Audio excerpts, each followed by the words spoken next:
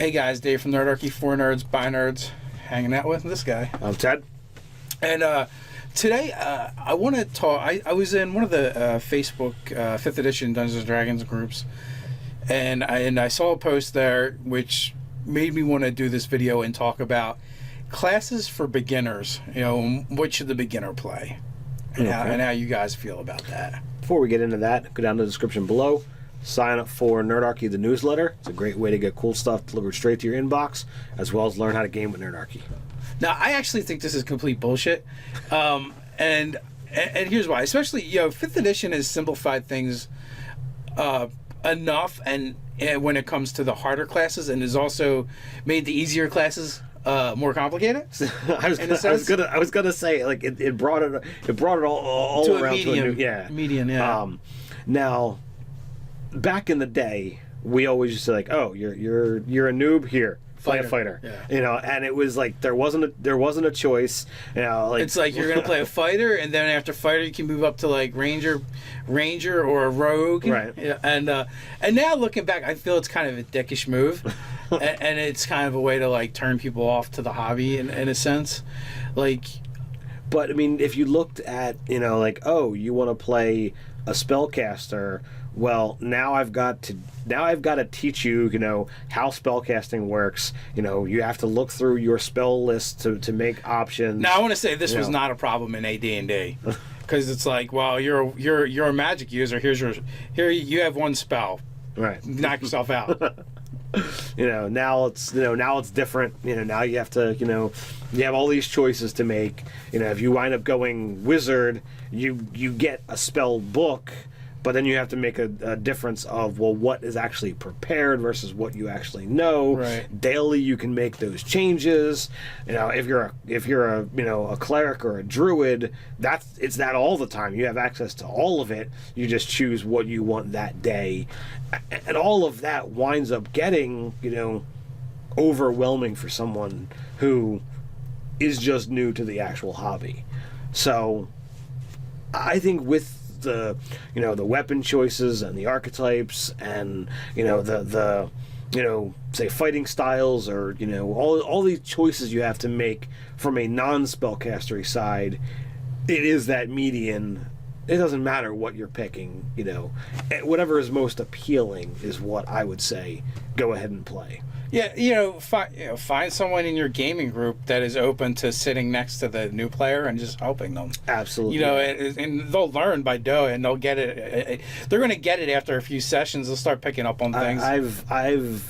I've been the legit or the unofficial mentor, many times for new people at a group, and it's like, all right, you have a question, here you go, and you try and help them out, so that when it gets to their turn in the initiative, they have an idea of what they want to do, as opposed to the whole, oh, it's my turn. Well, what are my options? So everything gets held up, and the new player gets frustrated because everyone's frustrated at them. So I also feel like if you're doing a session 0 with your players, that this gives you the opportunity to spend a little extra time with a new player, or another player spend an extra time with a new player, and help them get their character situated and everything on the character sheet, so they have the options in front of them. Yes. And here's the thing: like, you don't have to give them all the options at once, no matter what class they're playing. It'd be like you can add to them as you go, and as they start getting more mastery, you can be like, oh, well, look, you can do this or that. And the other thing as well, like, for instance, if you're playing a spellcaster that has prepared spells, or that they pray for, like a druid or a cleric, unlike the wizard, which you only have certain spells in your book, so it makes it real easy. Right. But like the cleric or the druid, just treat them almost like they have the spell book, and be like, oh, look, here you have these are the spells you have prepared, right? I mean, in a way, that's actually how I do my divine spellcasters. I make a selection of, well, what spells do Your I default. think? Yeah, my default. Yeah. And then I say, all right, these are the ones I'm most likely to use. These are the ones that I'll prepare most of the time, and that's how I'll mark my character sheet. I'm not putting every single first level spell on my sheet because it's overwhelming. I don't need to get annoyed by the choices. I was like, well, I'm not going to cast this spell, so I'm not going to even consider it. Yeah, so you probably don't even bother memorizing it. Right. Yeah, or put it on your character sheet or whatever. But then being a more experienced player, and you go, oh, we're going into this situation, so these other spells might be more useful. Right. And then you might swap them out. Correct. And I do the same thing. My son David is a brand new player, and he's playing a druid. Right. I mean, he hardly uses his spells at all. He just wants to be able to wild shape. And it's just recently I'm like, you don't have to get popped out of your wild shape. You can heal yourself. He's like, but I can't cast my spells when I'm wild shape. I'm like, no, you have this ability you can use like this. Right. And I'm like, so like, you feed them the information kind of like as they need it, and as they grasp certain things more and more. Instead of just restricting them, go, oh no, you're a fighter. You can play a fighter, and you have to take the champion, because that's the most simplistic. Yeah, you can't take Battle Master because there's too many choices there. And Eldritch Knight, you're gonna have to learn spells. Yeah. So, I want a new player to enjoy the game as much as possible. Absolutely. So I would rather them go, well, this is my idea for a character. And then I would rather go to the books and take that idea and try and make it come to life for them. Absolutely. So that they keep wanting to play the game, and we can keep expanding the hobby. Mm-hmm. It may be a little bit more work for the other players at the table, and for the DM, but in my opinion, it's worth it. I agree. You should guys. You should be putting people and friends before the game, and I hear it the other way around so often, and I just don't understand it. I don't understand who you're gaming with. I don't understand this mindset, and this is coming from people who don't get the game as much as we used to.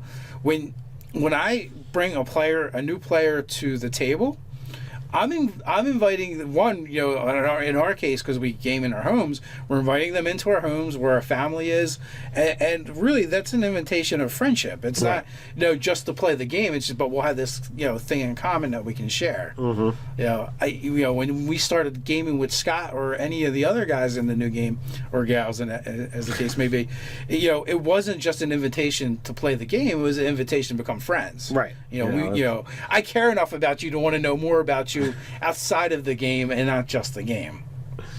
I guess it could be different if you game in a store all the time, right? And you meet up, and which I understand that some people that's the only option you have, but to me it's always been kind of weird just because of our background and how we've always played the game. Right. And I've other than the handful of games that I've been invited to, where I've gamed at a shop, I've gamed for most, 98% of my gaming life has been in someone's basement, in someone's living room, dining room, whatever have you, and that's just what it's been. Or the commuter lounge well, at college. Commuter lounge or scout cabin if you're nothing's going on. We played D&D at Scouts, back we've gamed for a couple of decades, and for the first time, we've actually gamed at a store, which is kind of weird and awkward to me. Anyway, it's not as bad because at least and conventions too. Just recently did that for the first time. Lots happened in the past year. Yeah, but I just remember gaming at Ryan's apartment that he shared with roommates. And it was me, him, Mark, and a couple other people. And then all of a sudden, some of his roommates came back with a group of friends, and they're getting together to have a party and stuff. And it was just real awkward and weird. What are you guys doing with your hoods and your weird dice? And why are you sacrificing that goat? No, Mafi's kitchen, Mellish's basement, Steve's dining room. These are my first serious places of gaming.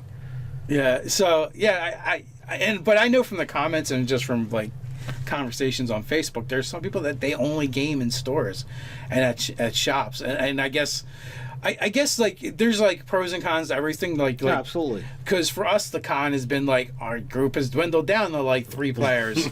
2 players and a DM, and then it'll bloom up to 14 players, and then and it just he constantly shrinks and grows and shrinks and grows. I guess gaming at a store or whatever is a little more consistent, or maybe that's just as random too. I don't know. Again, that's probably a whole different video.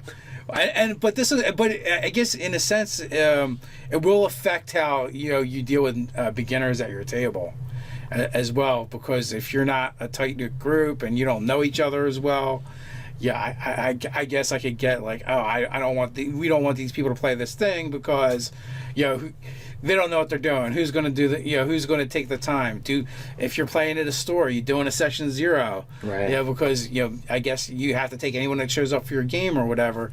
I guess that'd be more like an encounters or a league type deal. But right. I just bring it up because it's a factor, and it's not one I'm as familiar with, and neither is Ted. So you guys can kind of fill us in on that in the comments below. But I'm still all for letting a player play whatever they want. So why don't you tell us about your experience with gaming and beginners and restricting classes and telling them what they can and can't do. Like, share, and subscribe. You can head over to nerdarchy.com and get some sweet swag. So until next time, stay nerdy.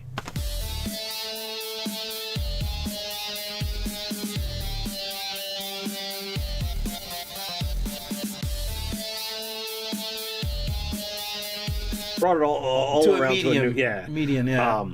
Now, back in the day, we always used to like, oh, you're a noob here, play a fighter, yeah. And it was like there wasn't a choice, like it's like you're gonna play a fighter, and then after fighter you can move up to like ranger or a rogue, right?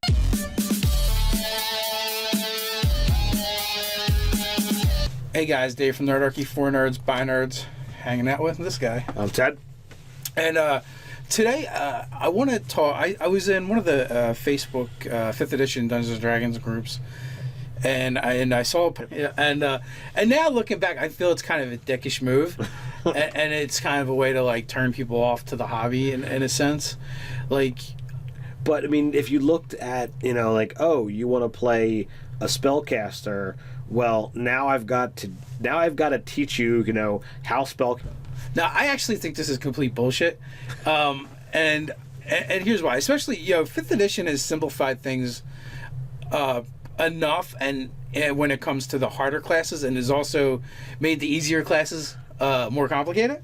I was gonna say, like, it brought it. Post there, which made me want to do this video and talk about classes for beginners.